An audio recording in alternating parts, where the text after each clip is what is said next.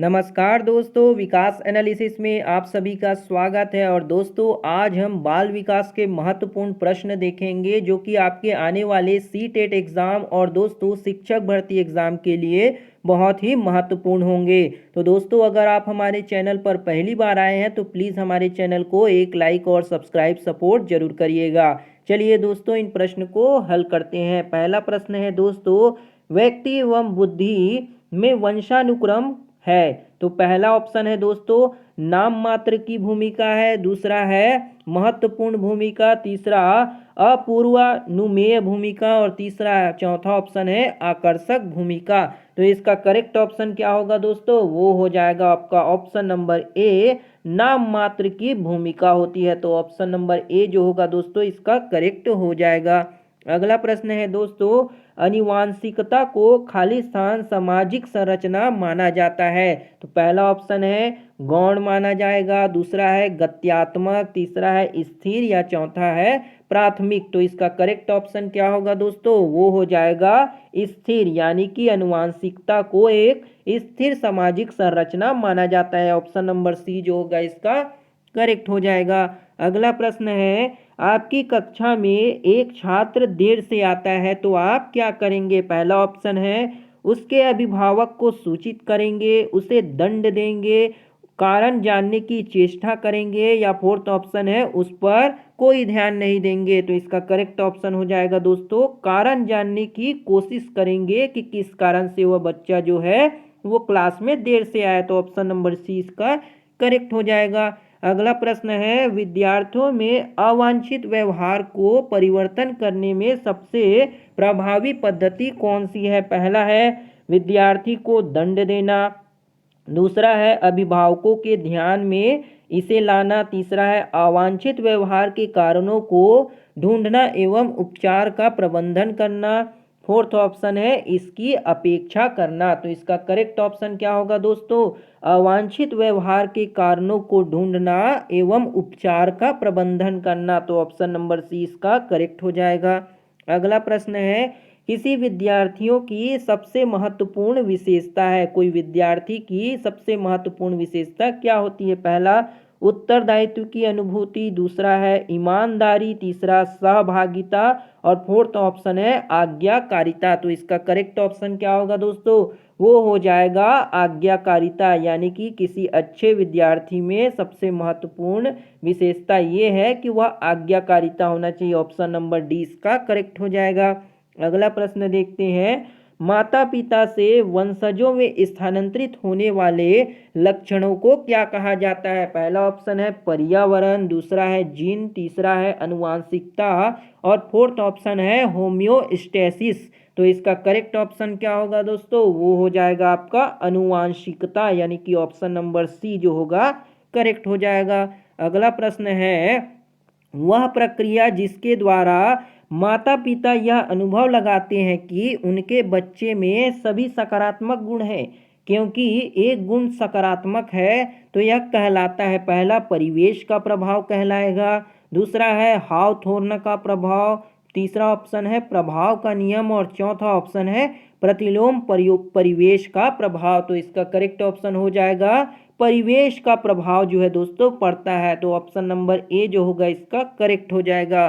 अगला प्रश्न देखते हैं दोस्तों। अगला प्रश्न है, किसी भी बालक के मानसिक रूप से अस्वस्थ होने का क्या कारण है? पहला ऑप्शन है परिवार का वातावरण, दूसरा है कक्षा का वातावरण, तीसरा है पास पड़ोस का वातावरण और चौथा है उपरोक्त सभी। तो इसका करेक्ट ऑप्शन क्या हो जाएगा?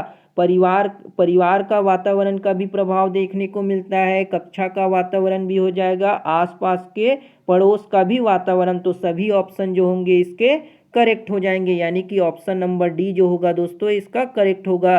अगला प्रश्न है, बालक में अपराधी प्रवृत्ति के विकसित होने का मुख्य कारण क्या है? पहला परिवार का वातावरण, दूसरा है अनुशासनहीनता, तीसरा ऑप्शन है आर्थिक अभाव और चौथा ऑप्शन है दोषपूर्ण पाठ्यक्रम।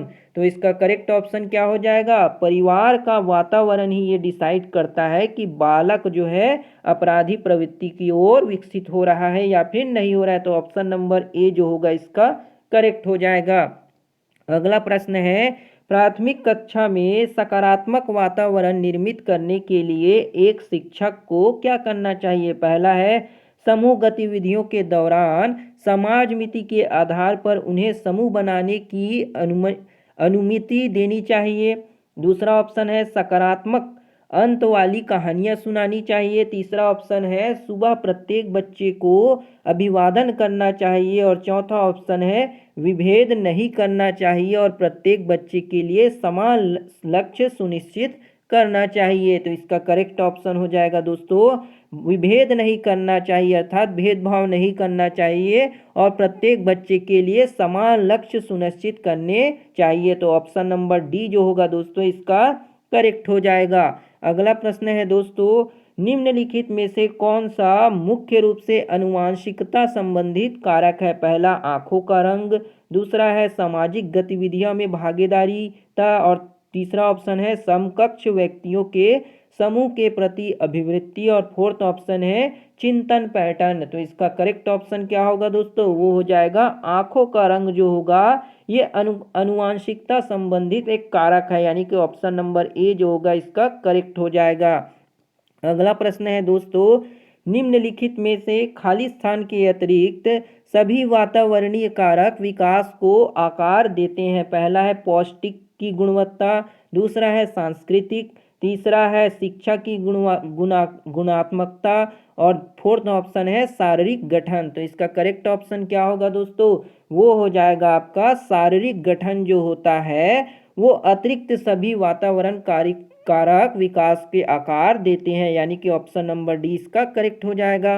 अगला प्रश्न है एकल अभिभावक वाले बच्चे को पढ़ाते समय शिक्षक को क्या होता है? पहला ऑप्शन है स्थिर और एक रूप वातावरण उपलब्ध कराना चाहिए, दूसरा है इस तथ्य को अनदेखा कराना चाहिए और ऐसे बच्चे के साथ अन्य बच्चों के समान व्यवहार करना चाहिए, तीसरा ऑप्शन है इस प्रकार के बच्चे के साथ भिन्न प्रकार से व्यवहार करना चाहिए और फोर्थ ऑप्शन है ऐसे बच्चे को कम गृह कार्य देना चाहिए। तो इसका करेक्ट ऑप्शन हो जाएगा दोस्तों इस तथ्य को अनदेखा करना चाहिए और ऐसे बच्चों के साथ अन्य बच्चों के समान ही क्या करना चाहिए? व्यवहार करना चाहिए। ऑप्शन नंबर बी इसका करेक्ट हो जाएगा। अगला प्रश्न देखते हैं दोस्तों बच्चे के विकास में आनुवंशिकता और वातावरण की भूमिका के बारे में निम्नलिखित में से कौन सा कथन सत्य है? पहला है आनुवंशिकता और वातावरण दोनों एक बच्चे के विकास में 50-50% योगदान रखते हैं। दूसरा है समवयस्कों और पितृेक का सापेक्ष योगदान योगात्मक नहीं होता। तीसरा ऑप्शन है आनुवंशिकता और वातावरण एक साथ परिचालित नहीं होते। फोर्थ ऑप्शन है सहज रुझान वातावरण से संबंधित है जबकि वास्तविक विकास के लिए आनुवंशिकता जरूरी नहीं होती है। तो इसका करेक्ट ऑप्शन क्या होगा दोस्तों? वो हो जाएगा समवयस्क और पितृेक का सापेक्ष योगदान योगात्मक नहीं होता, यानी कि ऑप्शन नंबर 20 का करेक्ट हो जाएगा। अगला प्रश्न है दोस्तों व्यक्तित्व एवं बुद्धि में वंशानुक्रम की क्या है? पहला ऑप्शन है नाम मात्र की भूमिका है, दूसरा है महत्वपूर्ण भूमिका है, तीसरा अपूर्वानुमेय भूमिका है और फोर्थ ऑप्शन है आकर्षक भूमिका है। तो इसका करेक्ट ऑप्शन क्या हो जाएगा? केवल नाम मात्र की भूमिका है, यानी कि ऑप्शन नंबर ए जो होगा इसका करेक्ट हो जाएगा। अगला प्रश्न है निम्नलिखित में से कौन सा कथन सत्य है? जो कथन स्टेटमेंट जो दिया गया है सही कथन को चुनना है। पहला है विद्यालयीकरण का बुद्धि पर कोई प्रभाव नहीं पड़ता, दूसरा है आनुवंशिक बनावट व्यक्ति की परिवेश की गुणवत्ता के प्रति प्रत्यारोपणता को प्रभावित करती है, तीसरा है गोद लिए गए बच्चे का वही बुद्धि लब्धांग होता है जो गोद लिए गए उनके सहोदर भाई बहनों का होता है, फोर्थ ऑप्शन है अनुभव मस्तिष्क के विकास को प्रभावित नहीं करता है। तो इसका करेक्ट ऑप्शन क्या हो जाएगा दोस्तों? वो हो जाएगा आनुवंशिक बनावट व्यक्ति की परिवेश की गुणवत्ता के प्रति प्रत्यारोपणता को प्रभावित करती है। तो ऑप्शन नंबर बी जो होगा इसका करेक्ट हो जाएगा। अगला प्रश्न है प्राकृतिक पोषण विवाद निम्नलिखित में से किससे संबंधित है? पहला है आनुवंशिकी एवं वातावरण से, दूसरा है व्यवहार एवं वातावरण से, तीसरा वातावरण एवं जीव विज्ञान से, चौथा है वातावरण एवं पालन पोषण से। तो इसका करेक्ट ऑप्शन क्या होगा, वो हो जाएगा दोस्तों वातावरण एवं जीव विज्ञान जो होते हैं प्राकृतिक पोषण विवाद से संबंधित होते हैं। तो ऑप्शन नंबर सी इसका करेक्ट हो जाएगा। अगला प्रश्न है, शिक्षार्थियों को सबसे कम प्रतिबंधित विद्यालय वातावरण में रखने के माध्यम से विद्यालय क्या है। पहला ऑप्शन है दूसरे बच्चों को संवेदनशील बनाता है कि वे अलाभावित बच्चों को दबाए नहीं और उन्हें नीचा ना दिखाएं।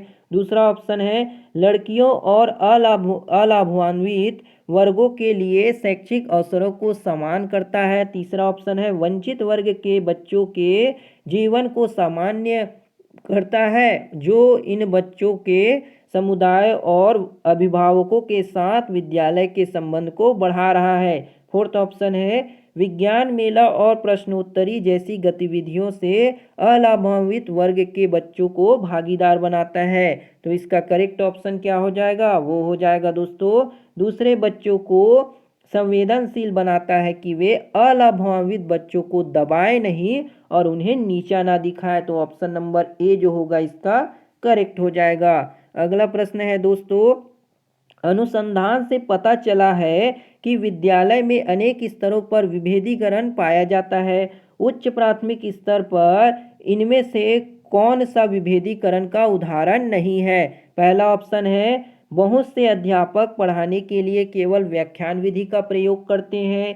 दूसरा ऑप्शन है अध्यापकों की निम्न सामाजिक आर्थिक परिवेश से आए बच्चों में बहुत अधिक या बहुत कम जो है अपेक्षाएं होती है। तीसरा ऑप्शन है मध्याह्न भोजन के दौरान दलित बच्चों को अलग बैठाया जाता है। तीसरा है लड़कियों को गणित तथा विज्ञान विषय को लेने के लिए प्रोत्साहित नहीं किया जाता है। तो इसका करेक्ट ऑप्शन क्या होगा, वो हो जाएगा बहुत से अध्यापक पढ़ाने के लिए केवल व्याख्यान विधि का प्रयोग करते हैं। तो ऑप्शन नंबर ए जो होगा इसका करेक्ट हो जाएगा। अगला प्रश्न है दोस्तों, प्राकृतिक पोषण विवाद में प्रकृति से क्या अभिप्राय है। जो प्राकृतिक पोषण विवाद में प्रकृति का क्या अर्थ है। पहला है हमारे आसपास का वातावरण, दूसरा है जैविकीय विशिष्टताएं या वंशानुक्रम सूचनाएं, तीसरा है एक व्यक्ति की मूल वृत्ति, चौथा ऑप्शन है भौतिक और सामाजिक संसार की जटिल शक्तियां। तो इसका करेक्ट ऑप्शन क्या होगा दोस्तों, वो हो जाएगा जैविकीय विशेषताएं या वंशानुक्रम सूचनाएं, यानी कि ऑप्शन नंबर 20 का करेक्ट हो जाएगा। ये थी दोस्तों आपकी बाल विकास के 20 महत्वपूर्ण प्रश्न जो कि दोस्तों आपके बहुत सारे शिक्षक भर्ती एग्जाम में पूछे जा चुके हैं, जो कि आपके आने वाले एग्जाम में भी पूछे जाएंगे। उम्मीद है दोस्तों आपको ये वीडियो पसंद आया होगा। अगर वीडियो बढ़िया लगा हो दोस्तों तो एक लाइक और सब्सक्राइब सपोर्ट जरूर करिएगा। मिलते हैं दोस्तों अगली वीडियो में, तब तक के लिए जय हिंद, वंदे मातरम।